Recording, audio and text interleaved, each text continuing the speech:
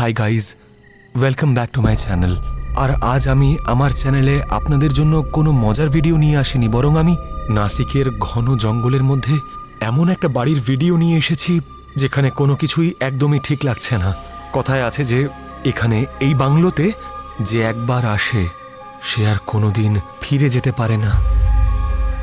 কিন্তু আজকে আমি নিজের জীবনের ঝুঁকি নিয়ে নিজের টিমের সবাইকে সাথে নিয়ে আপনাদের জন্য এক্সক্লুসিভ ফুটেজ নিয়ে এসেছি, যা দেখার পর আপনারা অবাক হয়ে যাবেন।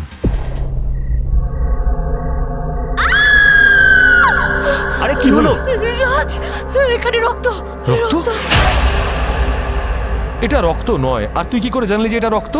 জানিস আমার কি মনে হয়, সব গ্রামবাসীরা মিলে এখানে এসে পার্টি করে। আরে তাদেরই ফেলা জুস বা কোল্ড ড্রিঙ্কসের দাগ এটা। কিন্তু রাজ, তুই তো আমায় এটা আগে বলিসনি। আমার না এখানে খুব ভয় করছে। গাইস, এখানে লাইটও নেই। গাইস, এদিকেও কিচ্ছু নেই। Guys just come here. এদিকে আয়। এখানে এখানে দাঁড়া, একটু ভালো করে মন দিয়ে দেখ। এখানে কোনো মুভমেন্ট হচ্ছে না, কোনো আওয়াজও হচ্ছে না। আর ওই দিকটা দেখ, পর্দাটা নড়ছে। আর ওটা একটাও পর্দা নড়ছে না। এখানে এমন কিছুই নেই যা দেখে আমরা ভয় পাবো। এই সুযোগের সদ্ব্যবহার করা যাক। তুই ক্যামেরাটা বের কর, 100 মিলিয়ন ভিউজ হবেই হবে। ওকে, মানে আমাদের এখন সেটাই করতে হবে যেটা আমরা সবসময় করি। গাইজ, সত্যি বলতে কি আমার কেন জানি না মনে হচ্ছে যে আমাদের ছাড়াও এখানে কেউ আছে। আর মনে হচ্ছে যেন আমাদের দেখছে। আর যদি সত্যি বলি, আমার মনে হচ্ছে যে আমরা তার বাড়িতে এসেই তাকে আরো বেশি রাগিয়ে দিয়েছি। আর আমার একটা অদ্ভুত ফিল হচ্ছে। গাইজ, দেখলেন আপনারা? আপনারা আওয়াজ শুনলেন? আমি বলেছিলাম এখানে কেউ না কেউ নিশ্চয়ই আছে। গাইজ, যেমনটা আপনাদেরকে বলেছিলাম, এই বাংলোটা খুবই হন্টেড। আর আমার অনেকক্ষণ ধরে মনে হচ্ছে কেউ যেন আমাদের উপর নজর রাখছে।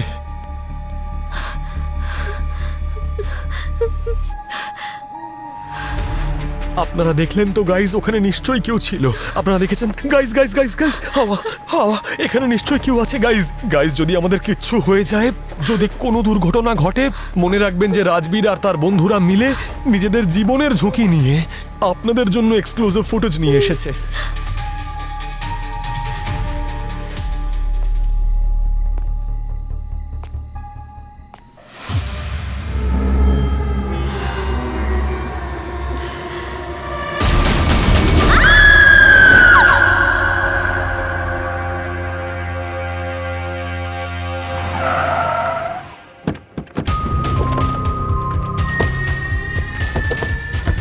আপনাদের মধ্যে ফোনটা কে করেছিলেন? স্যার, আমি করেছিলাম। ওই স্যার, ওই ভেতরে দেওয়ালের মধ্যে আছে। দেওয়ালে? দেওয়ালে কি? স্যার, দেওয়ালের ভেতরে কিছু কিছু একটা আছে স্যার। আমি ওদের প্রথমেই বলেছিলাম এই বাংলোটা হন্টেড। হন্টেড? আর আপনারা একটু ক্রাইম সিন থেকে দূরে থাকুন, হ্যাঁ? কিন্তু আশেপাশেই থাকবেন।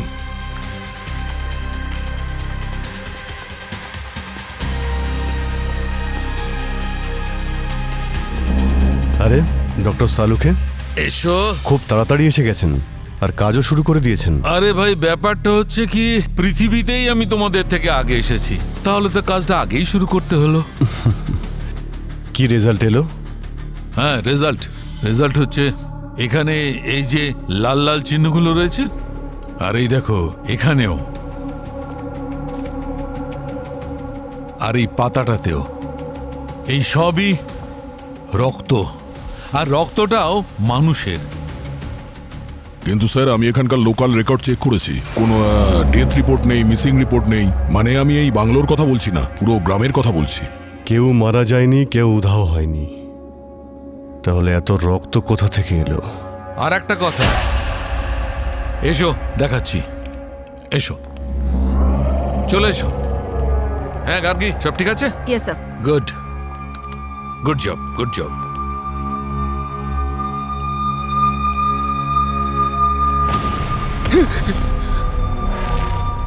কি হলো? আরে পঙ্কজ, ভয় পেও না। হয়, এরকম হয়। আমিও যদি তোমার মতো দুর্বল চিত্তের হতাম না, আমারও কথা বন্ধ হয়ে যেত। ভয় পেও না, আমি আছি তো। তাহলে এই ভ্লগারের ছেলেমেয়েগুলো এই কুড়ুল ধরা হাতটাকেই দেখেছিল। এই পুরো বাড়িটাকে ভালো করে সার্চ করতে হবে। হ্যাঁ স্যার। চেক করো।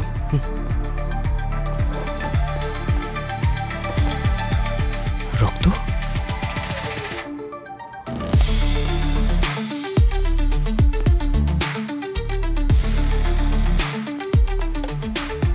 এখানেও রক্ত?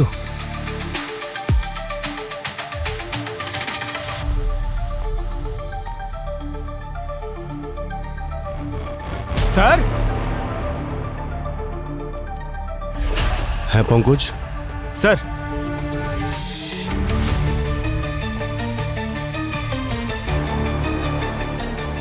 স্যার এই ফটোগুলো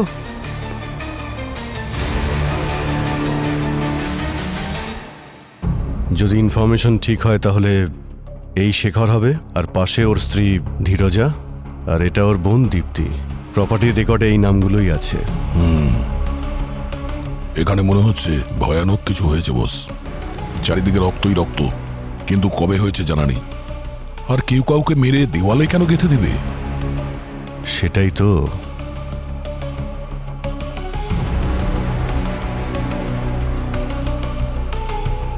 হ্যাঁ ডক্টর সালুখে, হ্যাঁ, এই দেওয়ালের পিছনে ডেড বডি কিছু বললো আপনাকে? আরে অনেক কিছু বলেছে।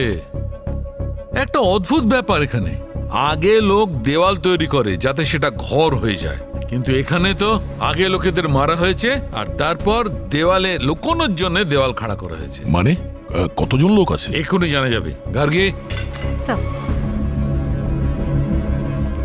দেখো, প্রথম লাশ,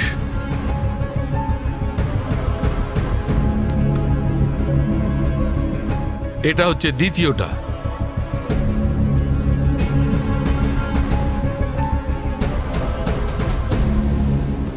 তৃতীয়টা, এই দেখো, এই দেওয়ালটায় সব মিলিয়ে 3টে লাশ আছে। 3 মাথা যেখানে বাধা হয় সেখানে। কিন্তু আমাদের কাজে এখনো বাধা ঘটেনি, কারণ যে দেওয়ালটা বানিয়েছে সে দেওয়ালটা বানানোর জন্য ক্যালসিয়াম হাইড্রক্সাইড ব্যবহার করেছে। ক্যালসিয়াম হাইড্রক্সাইড, চুন? হ্যাঁ, চুন চুন, যেটা খুব সহজে লাশকে পচন ধরতে দেয় না, লাশে আস্তে আস্তে পচন ধরে। তাহলে ভাই, যখনই এই 3খানা লাশ বাইরে আসবে, আমাদের কাছে পৌঁছাবে, আমাদের এর ফরেন্সিক ডেটা বার করতে একটুও কষ্ট হবে না। ঠিক আছে, আপনি আর গার্গী ডিটেলিং করুন, ততক্ষণ আমরা এই গ্রামের লোকেদের জিজ্ঞাসাবাদ করছি। একদম ঠিক আছে। আমি তোমাদের বলেছিলাম তো, এটা কোনো সাধারণ বাংলো নয়। আমরা কেউই এখানে যাই না, কারণ এই বাংলোতে এমন কিছু আছে যা এই পৃথিবী আর আমাদের চিন্তা ভাবনা এই দুটোরই ঊর্ধ্বে। বলেছিলাম কি না? হ্যাঁ, এই বাংলো অভিশপ্ত। কিসের এত অভিশপ্ত প্রধানবাবু? কোন অভিশাপের কথা বলছেন আপনি? হ্যাঁ, আর এই বাংলো সম্পর্কে আপনারা কি কি জানেন?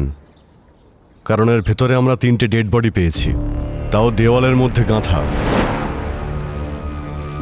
কিন্তু এটা তো হতে পারে না যে গ্রামের 3জন লোক মারা গেল আর গ্রামের কেউ জানতেও পারলো না এই ব্যাপারে। হ্যাঁ, না কোনো মিসিং রিপোর্ট, না পুলিশ কমপ্লেন।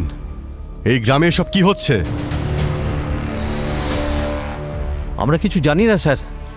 আমার তো মনে হচ্ছে গ্রামের লোকেরা ইচ্ছে করে গুজবটা ছড়িয়েছে যে এই বাংলোতে ভূত আছে।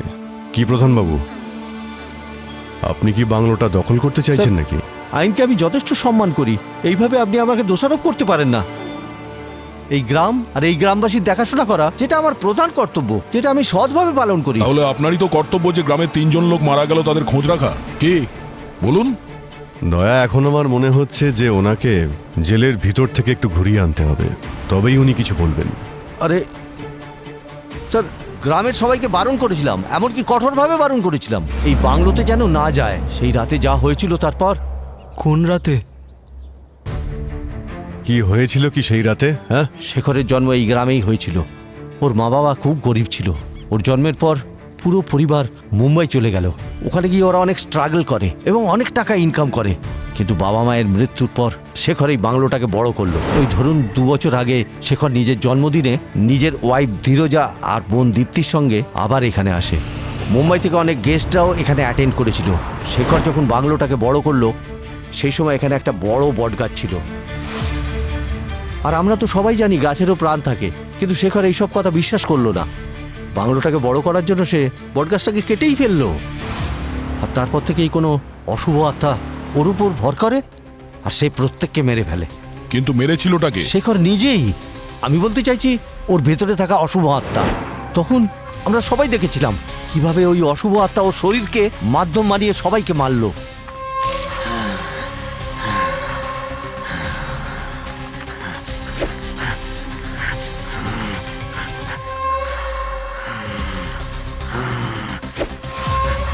সরে যা, আমি ওই শয়তানদের মেরে ফেলবো। বন্দি করে রাখো সমস্ত লোকজনদের, না হলেও গ্রামের সমস্ত মানুষদের খেয়ে ফেলবে। তারপর আমরা সবাই ওই বাংলোর দিকে দৌড়ে যাই। ওখানকার অবস্থা দেখে আমরা খুব ভয় পেয়ে গিয়েছিলাম, কারণ ধীরজা আর দীপ্তিকে খুব ভয়ঙ্করভাবে খুন করা হয়। মারা যাওয়ার আগে শেখর বলছিল, আটকে রাখো এই অশুভ আত্মাকে, না হলে পুরো গ্রাম শেষ করে দেবে। হ্যাঁ স্যার, ওই ভূত যদি আমাদের কোনো ক্ষতি করতো তাহলে? সেই জন্য আমরা শেখরের কথা মেনে 3টে লাশকেই এই বাংলোর দেওয়ালে পুঁতে দিয়েছিলাম। আর তারপর প্রতিজ্ঞা করি সেদিনের পর থেকে এই গ্রামের কেউ যেন এখানে পা না রাখে। কিন্তু স্যার, এই শহরের ছেলেগুলো ওই ভূতটাকে আবার জাগিয়ে দিয়েছে ওই বাংলোতে গিয়ে। ওই ভূতটা আবার শিকার করতে বেরিয়ে পড়েছে স্যার। এই ভূত ট্রুথের গল্প শোনানো বন্ধ করুন, বুঝলেন? সব বাজে কথা। আর এটা কোনো অভিশপ্ত নয়, অপরাধ এটা। আপনারা জানেন কত বড় অপরাধ করেছেন? 3টে খুনের কথা পুলিশের কাছে লুকিয়েছেন, আবার 3টে ডেড বডিকে উধাও করে দিয়েছেন। প্রধানবাবু, আপনি কিন্তু চোখের সামনে থাকবেন। একবার এই কেসটা সলভ হয়ে গেলে আপনার সঙ্গে দেখা করব। কেউ কোথাও যাবে না।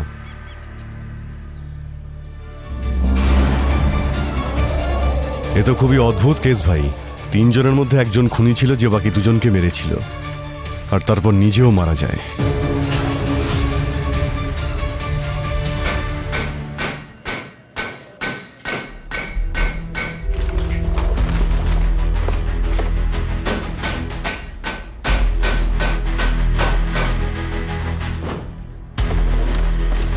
হ্যাঁ ডক্টর সালুকে, আরে একটা ডেড বডি পেয়েছেন? হ্যাঁ জানতে পারলেন কিছু এই ডেড বডির ব্যাপারে? হ্যাঁ, জানা গেছে, অনেক কিছু জানা গেছে। বস, আমরা এই যে লাশটা বার করেছি, এটা প্রায় 45 থেকে 50 বছর কোনো পুরুষের। গার্গী,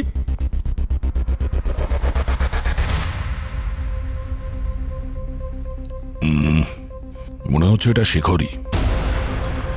আর এই যে দ্বিতীয় লাশটা, এটা যে দেখতে পাচ্ছ, যেটা আমরা বার করতে চলেছি, আমার মনে হয় এটা মহিলার লাশ। ধীরজা বা দীপ্তি? এই 3 জনই যে ভিকটিম এটা কনফার্ম। 1 নম্বর শেখর, ওর স্ত্রী ধীরজা, আর ওর বোন Dipti. Very good sir. Sir, আমি বলছি যে দেখুন, কিছুক্ষণের মধ্যেই সন্ধে হয়ে যাবে, আর এই জায়গাটাও না আমার ঠিক মনে হচ্ছে না। আমার সাজেশন হচ্ছে আমরা এখন এখান থেকে চলে যাই, আবার কালকে চলে আসবো। না, তার প্রশ্নই ওঠে না পঙ্কজ, কারণ এই ডেড বডিটা অলরেডি হাওয়ায় এক্সপোজ হয়ে গেছে। ভোর পর্যন্ত যদি আমরা এটা রেখে যাই, তবে এটা এতই পছন্দ ধরবে যে এর থেকে ফরেনসিক ডেটা বার করা অসম্ভব হয়ে যাবে। জানাই যাবে না এরা কারা আর কিভাবে মারা গেছে। ডক্টর সালুকে, আপনাদের দুজনের সিকিউরিটির জন্য আমাদের একজন সাহসী অফিসার পঙ্কজকে এখানে রেখে যাচ্ছে। আরে স্যার, আমি কেন? স্যার, আপনি সবসময় এরকম একটা সিচুয়েশনে আমাকে কেন ঠেলে দেন? আর স্যার, আমি কি কোনো ফরেনসিক ভালো ডক্টর? হয়েছে নও তুমি, আমি কি করব এখানে ভালো থেকে? হয়েছে যে তুমি ফরেনসিক ডক্টর নও। আরে তুমি একে রেখে যাচ্ছ আমার প্রোটেকশনের জন্য। হ্যাঁ, এ একটু হাওয়া চললে যদি জানলা খটখট করে ওঠে, ও অজ্ঞান হয়ে যায়। না ভাই, আমার দরকার নেই, কোনো প্রোটেকশন আমার দরকার নেই। Thank you. Thank you sir. হ্যাঁ, আপনি শিওর তো? পরে আবার এসিপি স্যারের কাছে অভিযোগ করবেন না তো আমাদের ব্যাপারে, যে দয়া আর অভিজিৎ আমাকে একা জঙ্গলে পাঠিয়ে দিয়েছিল? আরে ভাই, আমাকে তোমরা কাজ করতে দেবে নাকি? যাও যাও, প্লিজ যাও। ডক্টর সালুকে, আপনি কিন্তু একজন সাহসী অফিসারকে আরে মিস না না করলেন। ভাই, অনেক হয়েছে, লেট হয়ে চলো, যাচ্ছে। যাও চলো, যাও, চলো, নিয়ে পঙ্কজ। যাও। পঙ্কজ, এই 3 জন ভিকটিম, দীপ্তি, ধীরজা আর শেখর, এদের ব্যাপারে কি জানতে পেরেছো? স্যার, শেখরের একটা ইনভেস্টমেন্ট ফার্ম ছিল, ও বেশিরভাগ কাজ বাড়ি থেকেই করতো। আচ্ছা, স্যার, আর শেখরের ওয়াইফ ধীরজা এলএলপি কুমার হসপিটালের কনসালটেন্ট। কিন্তু 1 মাস আগে উনি হসপিটালে রেজিগনেশন দিয়ে দেন। এটা বলে উনি গ্রামে গিয়ে মানুষদের সাহায্য করবেন আর ওখানেই প্র্যাকটিস করবেন। স্যার, হ্যাঁ, ওনার বোন দীপ্তি একজন লয়ার ছিলেন। ইনভেস্টর, কনসালটেন্ট, লয়ার, তিনজনই ওয়েল সেটেলড ফ্যামিলিতে বিলং করত। ভালোই চলছিল। এই তিনজনেই 2 বছর থেকে নিখোঁজ। কিছুতেই বুঝতে পারছি না ওদের ফ্যামিলির মধ্যে কেউ একজন ওদের ব্যাপারে কোনো খোঁজ খবর, এমনকি পুলিশ স্টেশনে গিয়ে কোনো মিসিং রিপোর্টও লেখায়নি। এটা আমার কাছে ভীষণ অদ্ভুত। স্যার, একদিক থেকে দেখতে গেলে এরা তিনজনই অনাথ স্যার। এদের তিনজনের সেরকম কোনো আত্মীয়ও নেই যারা রিপোর্ট লেখাতে পারবে। স্যার, ওরা যখন এখানে আসে সবাইকে বলেছিল যে ওরা নতুন জীবন শুরু করতে চলেছে। হয়তো ওদের বন্ধুদের মনে হয়েছিল ওরা নতুন জীবন শুরু করেছে, তাই ব্যস্ত আছে। সেই জন্য আর কেউ খোঁজ খবরও নেয়নি। অভিজিৎ, এই তিনজনের বডি দেওয়ালে গাঁথা অবস্থায় ছিল। কেউ বলতেই পারছে না এদের কি হয়েছিল। বুঝে উঠতে পারছি না ব্যাপারটা কি। আচ্ছা, সালুকে কি কিছু জানতে পেরেছিল কি হয়েছিল ওদের সঙ্গে? স্যার, ডক্টর সালুকে আর গার্গী আজকে রাত্রে ওখানেই থাকবে, যাতে সময় থাকতে বডি রিকভার করতে পারে আর টেস্টের জন্য পাঠাতে পারে।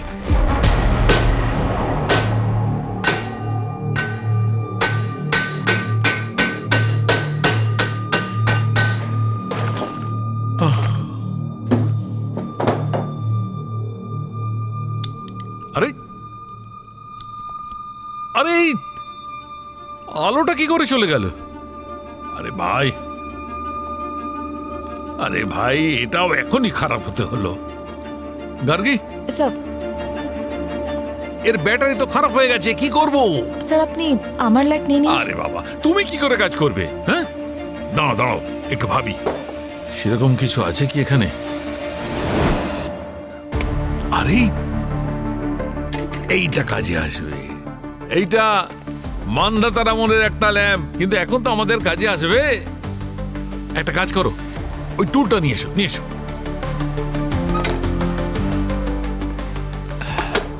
এখন দেখি এই যন্ত্রটা জ্বলে ওঠে কি না। এক কাজ করো, তোমার কিট থেকে না লাইটারটা নিয়ে এসো। লাইটার, যাও। স্যার,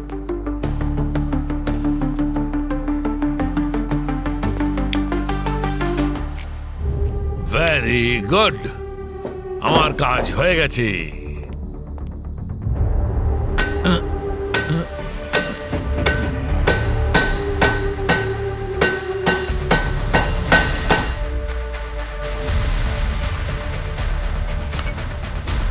কি হচ্ছে, এটা কি?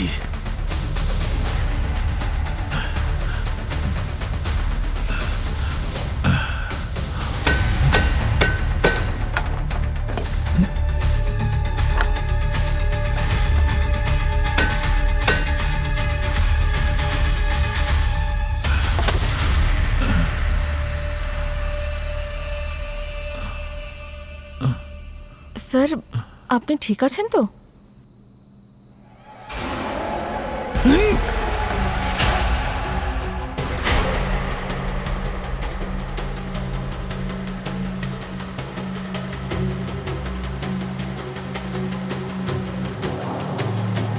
স্যার, কিছু হয়েছে নাকি আপনার? জল নিয়ে আসবো আপনার জন্য?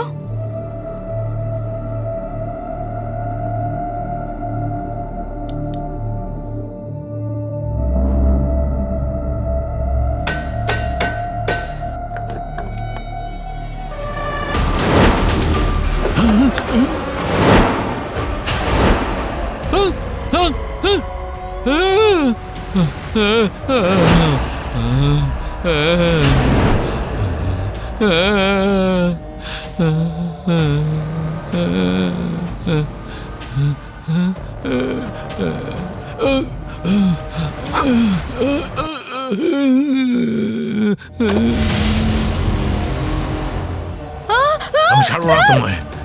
স্যার কি করছেন স্যার? স্যার আপনি আমাকে এভাবে তাড়া করছেন কেন স্যার? স্যার প্লিজ স্যার, দাঁড়াও। স্যার প্লিজ আমাকে ছেড়ে দিন স্যার। ছাড়বো না, ছাড়বো না তোমায়। স্যার প্লিজ স্যার, বেরিয়ে ফেলবো, স্যার বেরিয়ে আমাকে ফেলবো। ছেড়ে দিন দাঁড়াও, স্যার। দাঁড়াও বলছি। দাঁড়াও, দাঁড়াও, স্যার দাঁড়াও, স্যার প্লিজ আমাকে ছেড়ে দিন দাঁড়াও, স্যার। দাঁড়াও, স্যার দাঁড়াও প্লিজ বলছি। আমাকে ছেড়ে দিন স্যার। দাঁড়াও। Please sir. মনে হচ্ছে বাংলোতে আবার কেউ একজন মারা গেল। কিন্তু বাংলোর মধ্যে তো সিআইডি ছিল।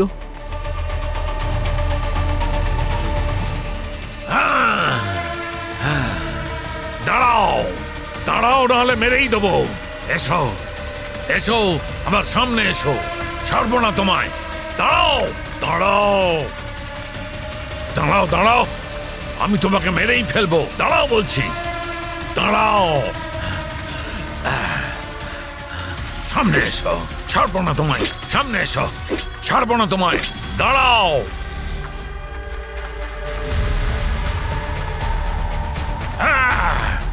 ছাড়বো না। আরে ডক্টর সালুকে, ছাড়বো না। আরে কি করছেন আপনি? কি আরে হলো লেগে কি? যাবে। কি হয়েছে? পালাবে করছেন কি? কোথায়? মেরেই ফেলবো। শান্ত হন আপনি। কি করছেন কি? লেগে যাবে তো। আরে কি হচ্ছে কি? কি করছেন আপনি?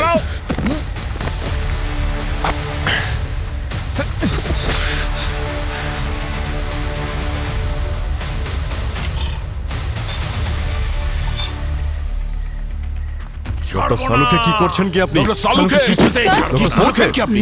ছাড়বো না। ডক্টর সালুকে, কিছুতেই ছাড়বো আপনি না। ঠিক আছেন তো? কি হলো? ডক্টর সালুকে স্যার, উনি নিঃশ্বাস নিচ্ছেন না। কি? পঙ্কজ, তাড়াতাড়ি কিট নিয়ে এসো। ডক্টর সালুকে, স্যার, সিপিআর দিতে হবে। ডক্টর সালুকে, স্যার স্যার, এই তো এসে গেছে। দাও, তাড়াতাড়ি দাও। তাড়াতাড়ি করো, তাড়াতাড়ি করো। হ্যাঁ স্যার।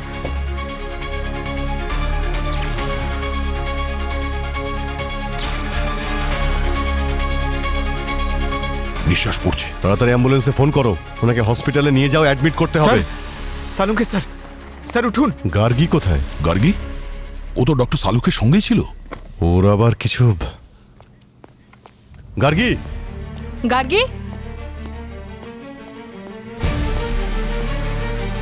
গার্গী, গার্গী, গার্গী, গার্গি,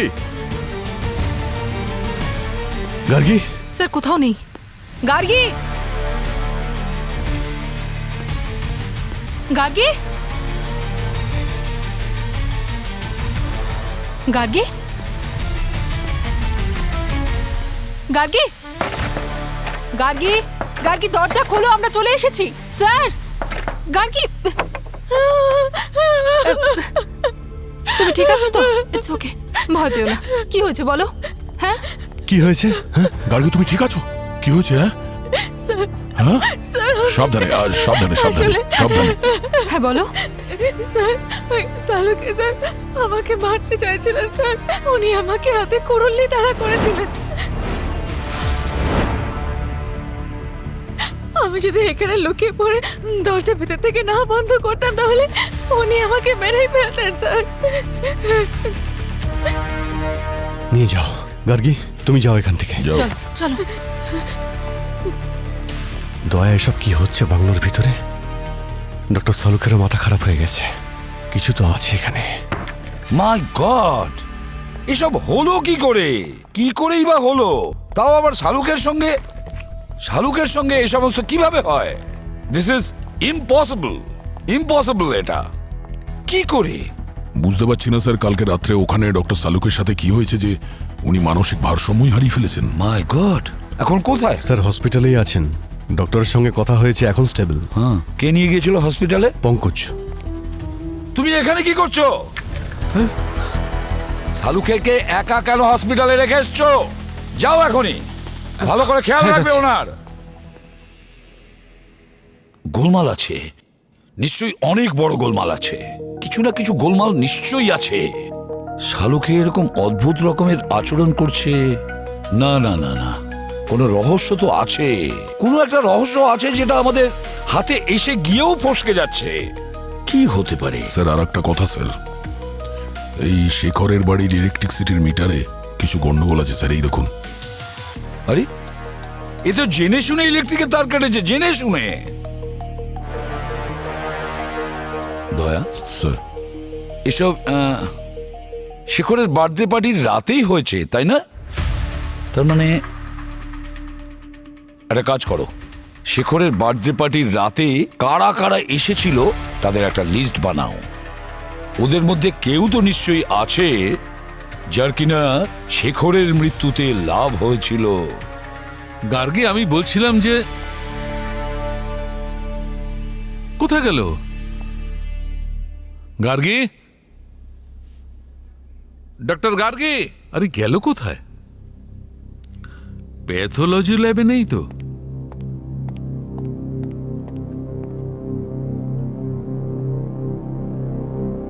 আরে এখানে বসে আছে, অদ্ভুত ব্যাপার। গার্গী, গার্গী, কি হলো? এখানে কি করছো? গার্গী, কিছু একটা বলো, কি হয়েছে? গার্গী, গার্গী, দরজা খোলো।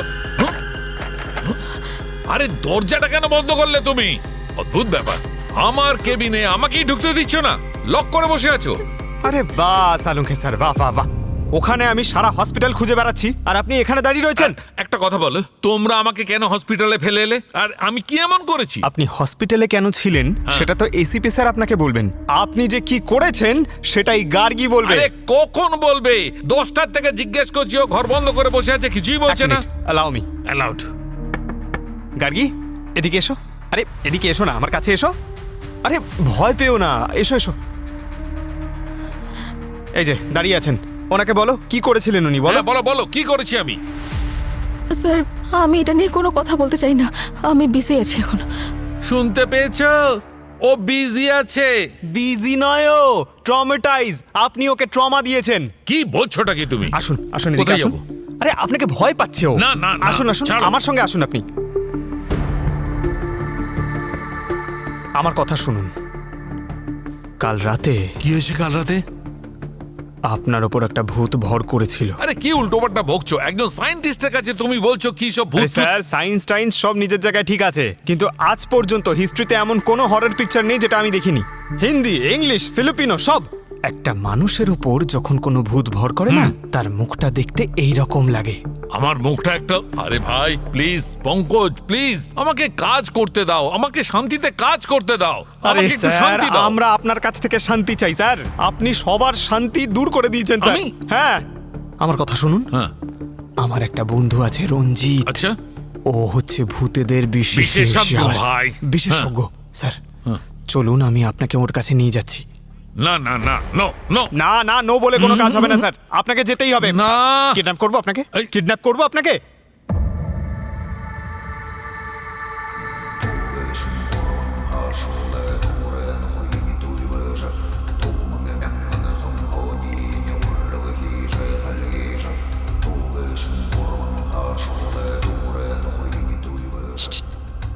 ইনি সে যার ব্যাপারে আপনাকে বলেছিলাম না, যার মধ্যে একটা শান্ত থাকুন, উনি মৌনতাই পছন্দ করেন। Sorry sorry sorry sorry sorry.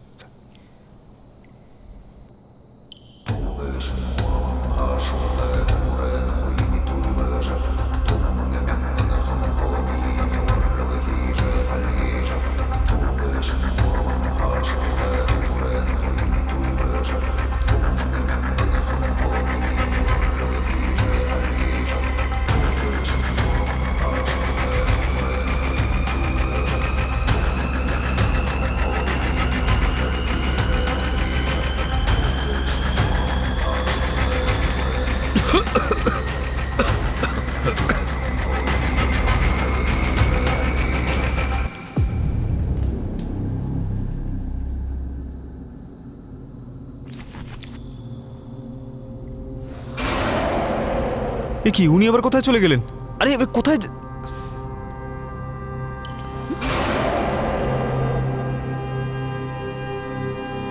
সালুকে sir?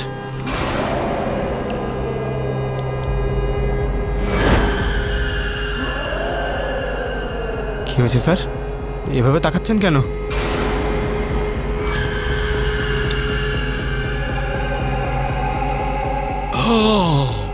আরে স্যার, এরকম লাল লাল চোখে তাকাচ্ছেন কেন?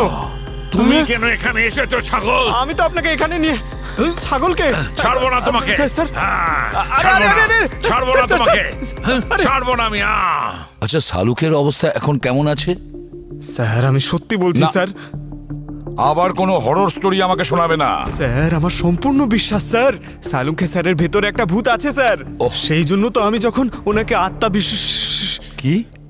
স্যার আত্মা বিশেষজ্ঞের কাছে নিয়ে গেছিলাম না স্যার, তখন ওই আত্মা আমার উপর অ্যাটাক করেছে স্যার, আমাকে মারার জন্য। কেন বলুন তো স্যার? কারণ সালুকে স্যারকে আমি ওখানে নিয়ে গেছিলাম না, সেই জন্য। মাথায় কি গোবর পোড়া আছে? বোকা কোথাকার! এরকম কখনো হয়? কোনোদিন দেখেছো? প্রত্যেক ঘটনার পিছনে সায়েন্টিফিক রিজন থাকে, সেটার খোঁজ নাও। আর মনে রেখো, এরপরে যদি একটাও হরর ফিল্ম দেখো তাহলে সিআইডির বাইরে। না স্যার, আর দেখবো না স্যার। হ্যাঁ, কিছু জানতে পারলে ওই তিনজনের ব্যাপারে? না স্যার, তেমন কিছু বিশেষ নয়। আমরা খুব ভালো করে চেক করেছি স্যার। শেখরের মৃত্যুতে কারো লাভ হতে পারে সেটা তো মনে হচ্ছে না। ওর প্রপার্টি, শেয়ার, ইনভেস্টমেন্ট সবকিছু একদম একই রকম আছে। তাহলে এটা হয়নি তো যে খুনির আসল শিকার ধীরজা বা দীপ্তি হতে পারে, আর ওই শেখর বেচারা অযথাই মারা গেল? স্যার, দীপ্তির রেকর্ড তো একদম ক্লিয়ার, ওর ওপর সন্দেহ করার কোনো কারণ নেই। আর স্যার এই যে ধীরজা, উনি কবচ রক্ষার সঙ্গে যুক্ত। কবচ রক্ষার সঙ্গে যুক্ত? 3টে লোক খুন হয়ে গেছে, ধীরজা, ওর স্বামী আর ওর ননদ। হোয়াট? ধীরজা যখন এখানে কাজ করতেন, আপনি তো ওনার সিনিয়র ছিলেন।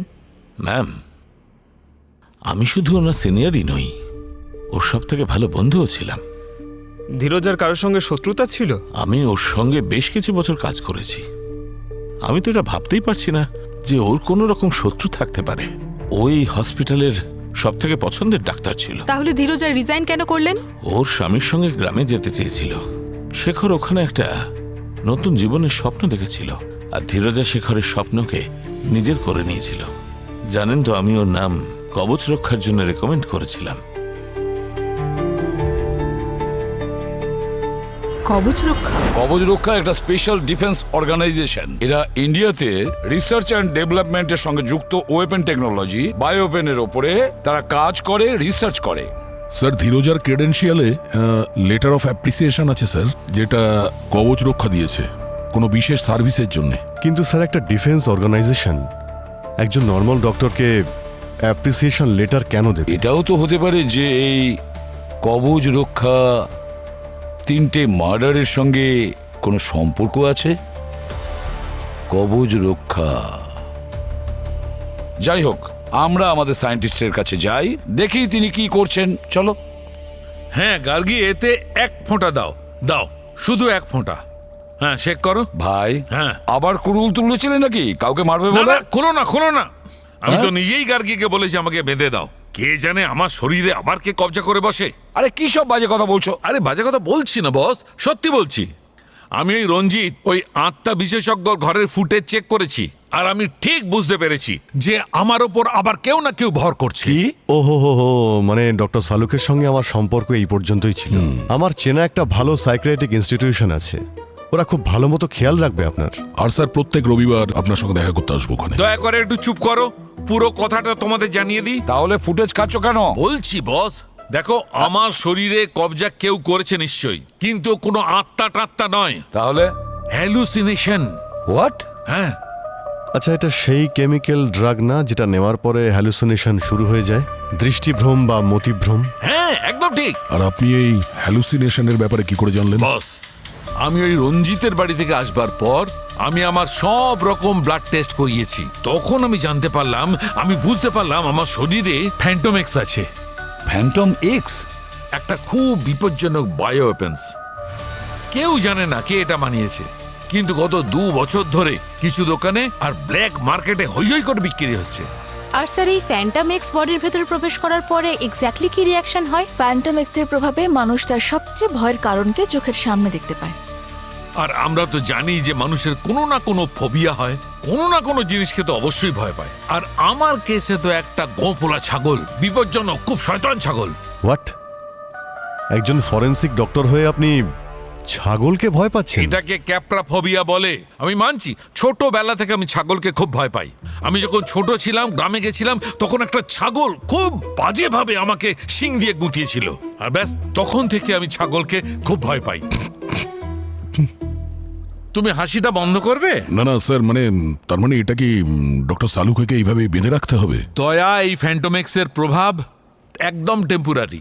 আস্তে আস্তে রক্ত থেকে নিজে নিজেই বেরিয়ে যায়। তাহলে শেখরের সঙ্গেও এরকম হয়েছিল? ওরও নিশ্চয়ই কোনো ফোবিয়া থাকবে। আর যখনই এই ফ্যান্টোমেক্সের গ্যাসটা ওর শরীরের ভেতরে যায়, আর সাথে সাথেই ফোবিয়া ট্রিগার করতে থাকে, আর সেটার এফেক্টেই সে তার স্ত্রী আর বোনকে নিকৃষ্ট শয়তান মনে করে মেরে ফেলে। একদম। স্যার একটা কথা বুঝতে পারলাম না, এই শেখর ফ্যান্টোমেক্সের প্রভাবে খুব টায়ার্ড হয়ে গেছিল, টায়ার্ডের জন্যই ও মারা গেছিল, কিন্তু ডক্টর সালুকে তো... আমি বেঁচে আছি শুধু তোমাদের জন্য বস। একদম ঠিক। যদি সেই সময় তোমরা আমাকে সিপিআর না দিতে তাড়াতাড়ি, তবে আমারও অবস্থা ওই শেখরের মতো হতো। কখনো বকেন, আবার কখনো প্রশংসা আগে করেন। হ্যাঁ, যেমন কাজ করবে তেমনই রিয়াকশন পাবে। করুন করুন করুন। আচ্ছা, এখানেই কি গল্পের ইন্টারভ্যাল নাকি আরো আছে? আরো কিছু আছে বস। আমি এখন প্রত্যেকটা জিনিসকে ছুঁয়ে গন্ধ শুকে জানবার চেষ্টা করছি যে ওই রঞ্জিতের বাড়িতে কোন জিনিসটা আমাকে ওই ফ্যান্টোমেক্সটা ট্রিগার করেছে।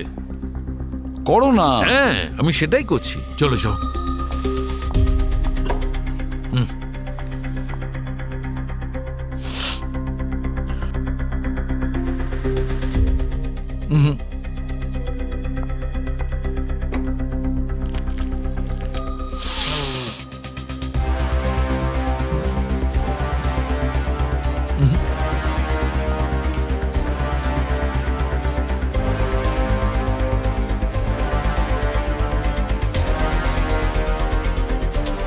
না,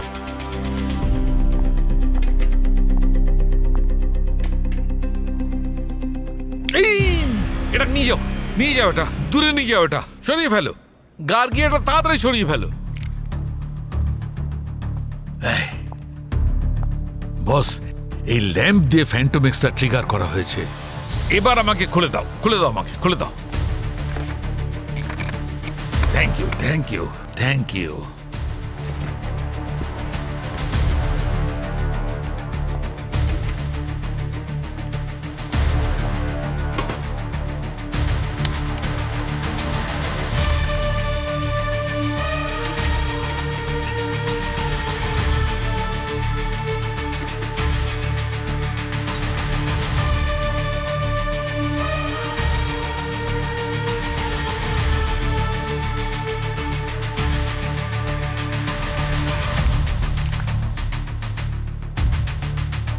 এই দেখো বস, এটা পিঙ্ক হয়ে গেছে, আর এইটার দ্বারাই প্রমাণ হচ্ছে যে ওই ফ্যান্টোমেক্স এর মধ্যেই ছিল।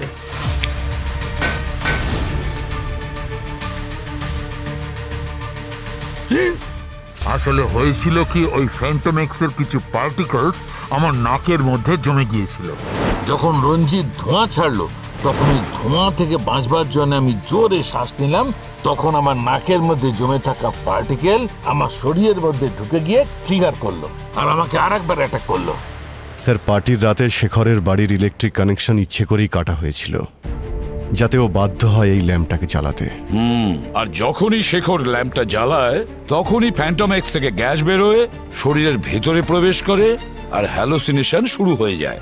তাহলে তো পার্টির দিন রাতে কেউ না কেউ ওকে এটা গিফট করেছিল।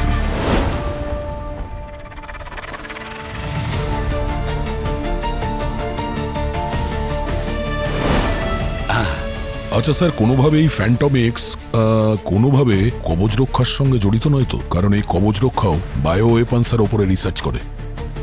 একদম ঠিক দয়া, ঠিক বলেছো তুমি। এবারে বুঝতে পেরেছি ওই খুনি পর্যন্ত কিভাবে পৌঁছবো। শেখরের ফ্যামিলিরা সবাই মুম্বাইয়ে থাকেন। খুব স্বাভাবিক ব্যাপার যে তাদের যারা গেস্ট তারাও নিশ্চয়ই মুম্বাইয়ের বাসিন্দা। আর এদিকে নাসিক যাওয়ার জন্য এটাই একমাত্র রুট, আর সেই রুট দিয়েই এসেছে ওরা। আর সেই রুটে টোল প্লাজাও আছে, টোল ট্যাক্স দিয়েই থাকবে। স্যার, 2 বছর আগে টোল বুথের রেকর্ডগুলো ডিলিট তো করা হয়েছে। যা বাবা। কিন্তু আমি সমস্ত গাড়ির ফাস্ট্যাগের ডেটা পেয়ে গেছি। ফ্যান্টাস্টিক! আর আমাদের কাছে কবচ রক্ষা যাওয়া আসার গাড়ির সমস্ত ডিটেলস পেয়ে যাব। এই দুটো লিস্ট ম্যাচ করে দেখতে হবে। এদের মধ্যে যদি কোনো রকম কমন গাড়ি পাওয়া যায় তাহলে বুঝে নাও আমাদের কাজ সাকসেস।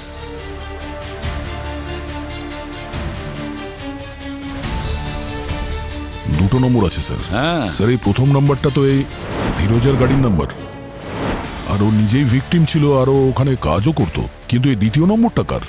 এই যে দ্বিতীয় গাড়ির লোককে দেখছো সেই আমাদের অপরাধী।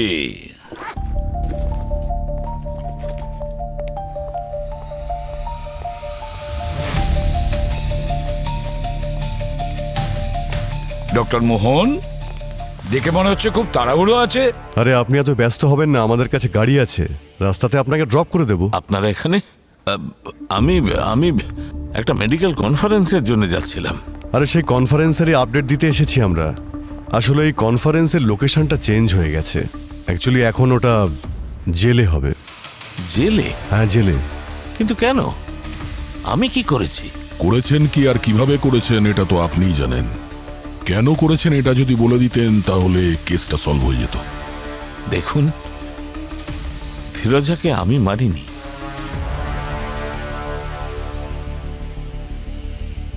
কিন্তু আমি এটা বলতে পারি কে কাজটা করেছে। ধীরজা রিজাইন করবার ঠিক এক সপ্তাহ আগে খুব সাবধানে লুকিয়ে এক অজানা ব্যক্তির সঙ্গে কথা বলতো। কখনো কখনো মনে হতো যে ও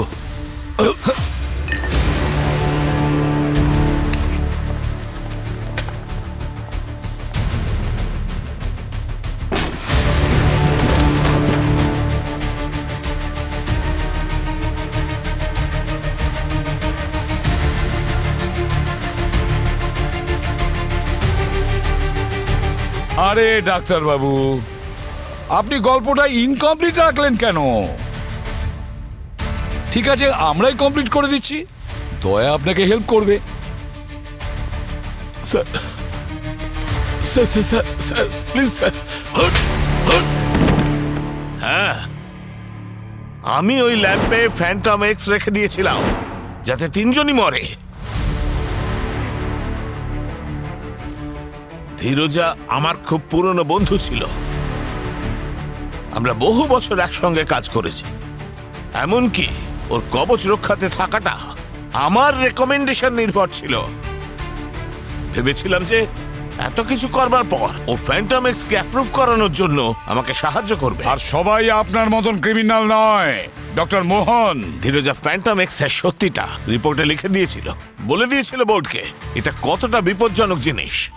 এই কেমিক্যালের এফেক্টে কত লোক তার বন্ধুদের আর পরিবারের লোকদের মারতে পারবে। ও আমার ওই প্ল্যান আমার সবকিছু বরবাদ করে দিয়েছিল। এই জন্য আপনার 2000 কোটি টাকা লোকসান হয়ে যায় না? হ্যাঁ, 2000 কোটি। আর আমি বুঝে গিয়েছিলাম যে যতক্ষণ ধীরজা বেঁচে আছে কবচ রক্ষা কখনোই আমার ফ্যান্টম এক্সকে অ্যাপ্রুভ করবে না। এটা ভেবেও রেখেছিলাম যে কিছু সময়ের জন্য এটা বন্ধ করে রাখবো, আর বেশ কিছুদিন পর এটাকে নতুন নামে ফিরিয়ে নিয়ে আসবো।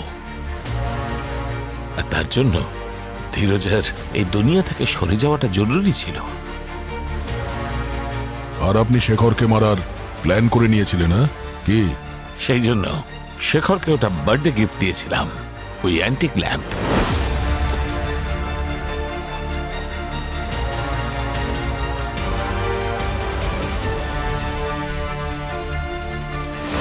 আর তারপরে বাড়ির ইলেকট্রিক লাইন কেটে দিয়েছিলাম যাতে রাতে ঘরে তো ওই ল্যাম্পটা জ্বালানোর প্রয়োজন পড়ে, ওরা যেন ওই ল্যাম্পটা ইউজ করে।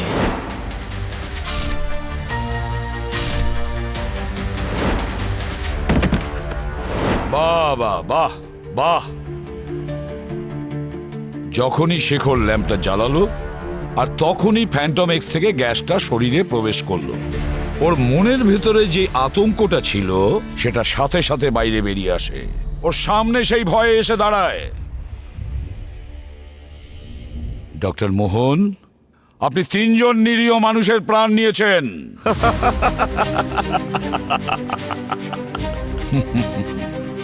হাসছেন আপনি? আপনি জানেন একজন মানুষের সব থেকে বড় ভয় কি? মৃত্যু। সেটা হলো মৃত্যু। এখন মৃত্যু আপনার সামনে দাঁড়িয়ে, ফাঁসি হবে আপনার, ফাঁসি। নিয়ে যাও একে।